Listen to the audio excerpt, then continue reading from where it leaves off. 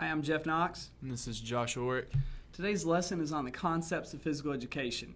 We have the state standards on the screen. Our next screen is going to have our performance indicators. Let's talk about the health-related physical components. There's 5. Okay, in our first one we have cardiorespiratory endurance.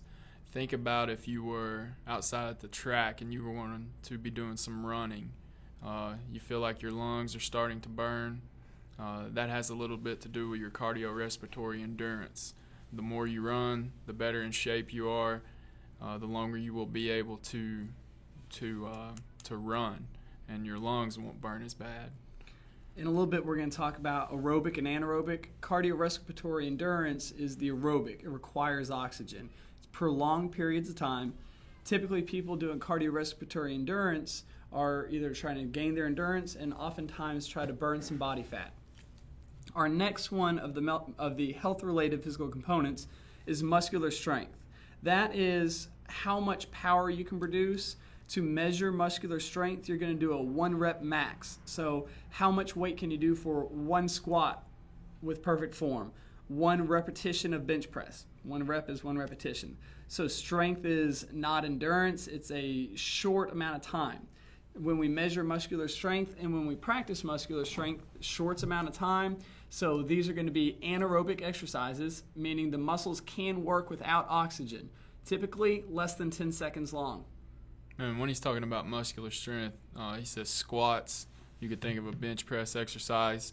The resistance is the weight itself. All right? The resistance is the weight itself.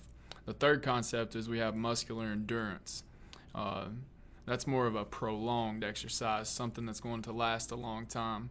An exercise such as that would be, help me out here, Coach. I'm going to say sets of 20 bicep curls. So cardiorespiratory endurance versus muscular endurance. Cardiorespiratory endurance is going to involve the heart and lungs to bring oxygen to those muscles and to do long periods of time. Muscular endurance is just a lot of repetitions. So if you're in there doing 20 bicep curls or 20 squats, muscular endurance. The muscle has to do the same repetition a lot of times, but doesn't necessarily need the oxygen coming from the blood. That kind of goes back to the same thing. If you are wanting bigger, bulkier muscles, you're going to have heavier weight, less repetitions. But if you want the muscle to be smaller, more compact inside your body, you don't want to be as big and bulky, you will do less or more reps and less weight. We're still on health-related physical components. Our next one is body composition. This is the amount of muscle and fat that's in the body. You can measure this with a fat percentile. There's 3 different methods to do that. You can use the pinching or the skin fold method, where they have little calipers that they pinch you in several places. You try in the back of your arm and in your back, sometimes in your thighs, other places, and then it'll get an average of how much they can pinch there, measuring how much fat, and then they'll take an average of that. Another way is the electronic way, where you hold a device in your hands. We have one here at our school, and it will measure the body fat that way. It's the easiest way, but unfortunately the less accurate way, because dehydration. Dehydration. If you're dehydrated, it's going to give you incorrect numbers. And the most accurate way, and with most things that are most accurate, also the most expensive, is the water displacement method. So we can figure out how much body fat you have by putting you in a certain kind of a tub of water and watching how much that water displaces. It's a lot more complicated than just filling up a bathtub of water, though. Definitely. With the body composition, another way we're going to look at that is the BMI, body mass index. And that's a mathematical calculation we're going to do in class, but you're going to look at your height and weight and come up with a number. Now, this is a good method looking at things, but it's, again, not 100% accurate, because it's pretty well to look at a number and say you have a BMI of 20 and you think that's pretty healthy, but say that you have a really short, stocky, muscular wrestler. Fantastic shape, strong, endurance, everything. Well, somebody, if they're really, really stocky and short, it's going to measure them as obese because they are short yet weigh a lot, even though that weight is muscle. So for most of the population, BMI, looking at height and weight, is a very good way of looking at measuring quickly, is this person have a healthy body composition? But unfortunately, BMI is not perfect. And also, BMIs are done here in the Knox County school system freshman year. Yeah, there's a department, and a couple of nurses come around and work with everybody to figure that out. You can do it mathematically with a calculator. There's also, if you just Google BMI calculator or BMI index, you'll get something. You just pop in your height and weight, and it'll calculate it for you. All right, the last part right here, we have flexibility. Flexibility is dealing with the stretching of the muscle itself. We have all types of stretches and things like that we can do every day. To improve your flexibility, obviously repetition is the best thing. So if you stretch your hamstrings once a day, twice a day, they're going to be more flexible. Same things with your biceps, triceps, anything like that. To be a more healthy overall round person, I can promise you that flexibility is very, very important. Especially in injury prevention. Yes. And the screen has performance indicators. We want you to understand that the state does indicate these are what we need to talk about. And here on the top, it shows what we just talked about. Now we're looking at the skill-related components of fitness. We have agility, balance, coordination, power, reaction time, and speed. Let's start with power, and that's the amount of force a muscle can exert. So we're going to measure this by measuring our strength. We'll look at our 1 rep maxed on this. Next one is agility. Agility is the ability to, rapidly and accurately change the direction of the whole body in space. So if you're moving in one direction and all of a sudden you change directions, that is agility. You see a lot of football players that have good agility. They can bounce back, cut back in different directions all the time. Next one is balance. This is the ability to maintain equilibrium while stationary or moving. People typically think of balance as walking on a tightrope or something like that, but other sports require balance as well. I coach swimming, and my best swimmers have fantastic balance. Now, this is a horizontal balance. They must be able to rotate their entire body, freestyle and backstroke, without rotating over.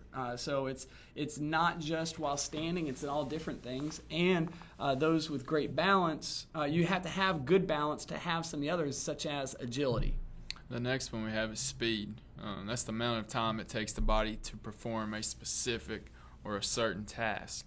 Now, obviously, other people are quicker and more faster than others, just depending on your body type. But with speed, you see it a lot in sports. They time you in a 40-yard dash. They time you in a 60-yard dash. That is how quick you can get from one point to the next point. Coordination is the ability to use the senses and body parts in order to perform motor tasks smoothly and accurately. A lot of people think that somebody's coordinated because they can do something like juggle. Juggling takes coordination, but also juggling takes practice. So some people are naturally more coordinated than others, but we also got to keep in mind some people practice a little bit more than others. The last one we have is reaction time, and that's the ability to respond quickly to a stimulus. Think of it if you were standing in front of me and I was just going to throw a ball at you without even telling you it was coming. Well, eventually you're going to react to it. Okay, so that is your reaction time when I throw the ball at you without telling you it's coming. Look at the starters on a track team. The sprinters, some of them are standing and taking their third step while others are still just on the first step. A couple of terms to know here. Anaerobic and aerobic we've touched on earlier. In 7th grade biology, we learned anaerobic is without oxygen and aerobic is with oxygen. We kind of simplify this in the gym, and it's not always, I guess I could say medically correct gym terms, but I do want everybody to know the gym terms. Anaerobic typically equals strength training. Aerobic typically equals endurance training. Typically, when somebody's trying to lose body fat, they're going to gain more, look more towards aerobic exercises. When somebody's trying to gain strength, they're going to look at anaerobic exercises. And that is the true simplification. I see what you're saying. Anaerobics, okay? And the last part of that, it's anaerobic and aerobic. The spelling is different in both of them, but the way I look at it on a more simpler term is aerobic exercise. I think of aerobics. If my fiance is going to go to an aerobics class, she's going to be there for a little while, okay? So I think of it that way. Anaerobic is obviously the quick twitch, powerful exercise. Metabolism is a complex network of hormones and enzymes that not only convert food into fuel, but also affect how efficiently you burn that fuel. The process of metabolism establishes the rate at which we burn our calories and ultimately how quickly we gain weight or how easily we lose weight. Not everyone burns calories at the same rate. Right, the metabolism influenced by your age. Metabolism naturally slows about 5% per decade after the age of 40. It's also your sex.